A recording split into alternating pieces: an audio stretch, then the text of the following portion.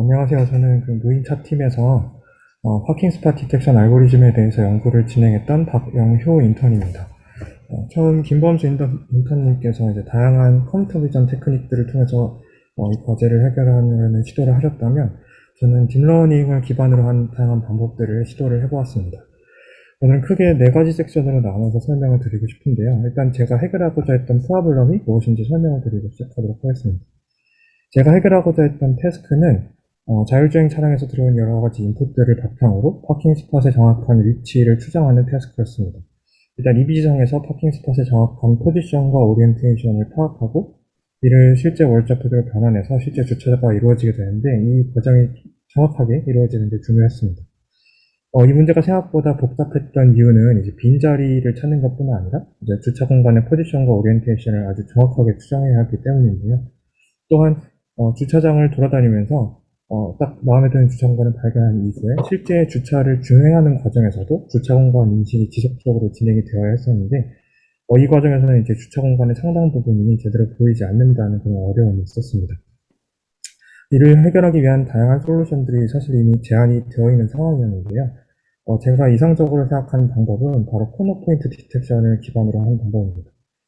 다양한 주차 공간에서 모두 공통적으로 발견되는 컴포넌트가 이제 코너 포인트이기도 하고, 이렇게 일부가 보이지 않는 두 개, 세 개 있는 이런 상황에서도 두 개, 세 개 가량의 코너 포인트만으로 이제 보이지 않는 코너 포인트의 위치를 추정할 수도 있는 그런 장점이 있었습니다. 그래서 이를 바탕으로 여러 가지 알고리즘들을 보완해보고 그 결과를 확인을 해봤는데요. 어, 구체적으로 이제 다음과 같은 시도들을 해보았습니다. 저 개인적으로는 각 시도들을 이제 다음과 같이 평가를 했는데, 오늘 시간 관계상 이 중 3개 시도들에 대해서만 간략하게 설명을 드리도록 하겠습니다. 어느 정도 가능성이 보였던 것은 욜로를 사용하고 난 이후였습니다. 이 당시에는 이제 후방 카메라의 PCI 이미지 인풋을 활용한 디텍션을 진행을 하려고 했는데, 일단 욜로를 통해서 가능한 코너 포인트들을 대략적으로 모두 찾아내고, 그 바운딩 박스 안에 있는 정확한 코너 포인트는 추가적인 CNN 네트워크를 활용해서 찾아내는 방식을 사용하고자 했습니다. 트레이닝을 위해서는 데이터 라벨링을 하는 과정이 필요했는데, 보이는 코너 포인트 모두에 마킹을 진행하는 과정이 필요했습니다. 다음과 같이 저 커스텀 애노테이션 툴을 작성을 해서 포인트를 클릭하면 자동적으로 픽스드 사이즈 바운딩 박스 라벨을 생성해 주도록 했고, 어, 욜로를 트레이닝하는 과정에서는 사실 모든 러닝들이 다 그렇지만 적절한 어그멘테이션이 상당히 중요했습니다. 그리고 전체적인 트레인 테스트 과정에서 사용된 스플릿은 에피소드 베이스드 스플릿인데요. 제가 액세스할 수 있었던 그 백 파일들 중에 총 6개 파킹 에피소드들이 포함이 되어 있었는데, 이 중 일부 에피소드를 트레이닝에, 근데 이제 나머지 에피소드를 테스팅에 사용했습니다. 그 결과 이제 다음과 같았는데요. 어느 정도 정확하게 포인트를 추정하는 것 같아서 이를 다시 ABM 이미지에다가 매핑을 해보았으나 결과가 조금 실망스러웠습니다. 가까운 곳에서는 어느 정도 정확하게 추정이 되었는데, 멀리 있는 부분, 특히 이게 차량과 멀리 떨어진 부분에서의 추정이 상당한 수준의 오차를 보이고 있음을 확인할 수 있었습니다. 그 원인 중 하나는 이제 제가 실험을 진행하기 전에 좀 간과했던 것이 하나가 있는데, raw fisheye 이미지에서의 그런 작은 에러들이 실제 ABM 이미지 상에서는 상당한 수준의 왜곡이 될 수 있다는 점이었습니다. 이 결과를 확인하고 난 뒤에 다음 스텝으로는 이제 똑같은 프로세스를 반복하되 ABM 이미지에서 이 테스트를 진행해보면 어떨까 생각을 하게 되었습니다. 대신 이번에는 이제 어차피 데이터 라벨링을 다시 진행해야 되는 상황이기도 해서 데이터 라벨링 과정에 조금 다른 정보를 추가해 볼까 싶었는데, 바로 프론트 코너와 백 코너를 구분해서 라벨링을 하는 것입니다. 아까 보여드렸던 라벨링 프로세스하고 똑같이 진행을 하되, 이번에는 두 개의 클래스를 나눠서 라벨링을 했는데요. 그것 외 나머지 프로세스는 동일하게 진행이 되었습니다. 그 결과 욜로 혼자만으로도 꽤나 정확하게 포인트를 추정하는 것을 볼 수 있었고, 두 개의 서로 다른 클래스, 프론트 코너와 백 코너 역시 잘 클래시파이 하고 있는 것을 볼 수 있었습니다. 전체적인 프로세스를 다음과 같이 표현한다면 이제 이 단계에 있는 상황인데요. 파킹 슬롯의 정확한 코너 포인트들의 정확한 픽셀 정보를 갖고 있고, 또 그 코너들은 이제 각각 프론트와 백 코너들로 구분이 되어 있는 상태인데요. 일단 더 나아가기 전에 지금 현재 갖고 있는 재료로 얼마나 정확하게 파킹 스팟의 포지션이 추정이 될 수 있는지를 확인해야 할 것 같았습니다. 이를 위해서 이 코너 포인트 디텍션 된 이 재료들을 활용해서 최종적인 포지션과 오리엔테이션을 추정하는 이런 알고리즘을 작성했는데, 보시는 바와 같이 다양한 디텍션 케이스에 대해서 일일이 케이스 바이 케이스로 대응할 수 있도록 단순한 if문으로 이루어진 코드였습니다.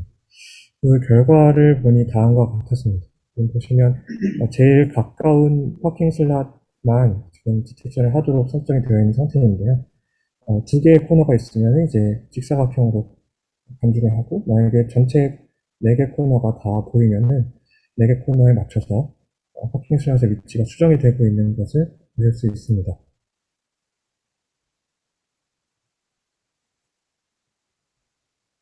일단 객관적인 수치로 판단하기 이전에 이제 눈으로 봤을 때는 어느 정도 괜찮아 보였는데, 아직 완벽하지 않은 지점들 눈에 좀 띄었습니다.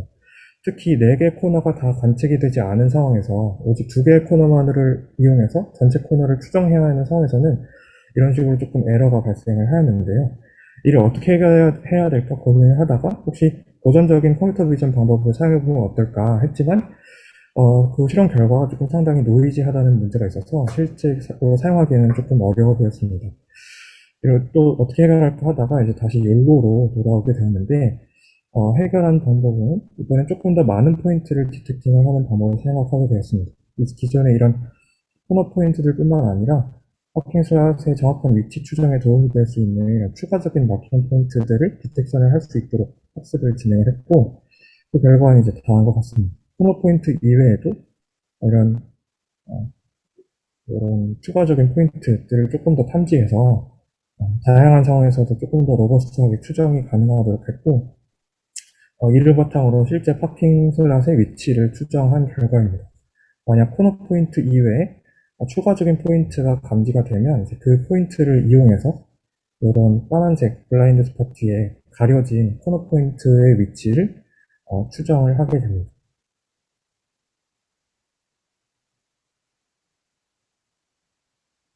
이로써 파킹 슬롯 포지션과 오리엔테이션을 추정하는 알고리즘의 개발은 얼추 끝나게 되었는데요. 일단 전체적인 프로세스가 욜로를 기반으로 하고 있어서 상당히 빠르다는 장점이 있었고, 파킹 슬롯을 구정하는 가장 기본적인 피처인 코너 포인트를 탐지하는 방향의 알고리즘이어서 다양한 환경에서도 잘 적용될 수 있는 방법이라고 생각합니다. 근데 아직 조금 아쉬운 부분이 남아 있었는데요. 여러 개의 다른 파킹 슬롯이 있을 때 이를 서로 구별하지 못한다는 단점이 있었습니다. 이런 한계점은 이제 여러 개의 빈 주차 공간이 존재할 때 문제가 될 수 있는데요. 지금 요게 타겟 파킹 슬롯인데, 어, 가끔씩 이상한 파킹 슬롯을 이제 디텍트하는 이런 문제가 있을 수가 발생을 하는 경우들이 있었습니다. 그래서 이제 요거를 이제 오브젝트 트래킹 알고리즘을 통해서 해결을 해보고자 했는데요. 오브젝트에다가 유니크한 라벨들을 부여하고 그 라벨을 지속적으로 추정을 함으로써 이러한 문제를 해결할 수 있지 않을까 생각했습니다. 근데 파킹 슬롯 자체를 이제 트래킹을 할 수도 있고, 이제 앞서서 저희가 계속 디텍트를 했던 코너에다가 라벨을 부여해서 트래킹을 할 수도 있었는데, 일단 제가 사용한 방법은 각 코너에다가 새로운 라벨을 부여해서 그거를 지속적으로 트래킹을 하는 방법을 생각해 보았습니다. 오브젝트 트래킹 알고리즘의 소타로서 지금 가장 많이 활용되고 있는 거는 딥소트라는 알고리즘인데요. 이 알고리즘 같은 경우에 이제 보시는 바와 같이 CCTV 화면 같은 곳에서 차량이나 사람 같은 오브젝트를 지속적으로 트래킹하는 알고리즘입니다. 이제 그러한 똑같은 알고리즘을 별도의 트레이닝 없이 그냥 저희 데이터셋에다가 이제 돌려보았는데요.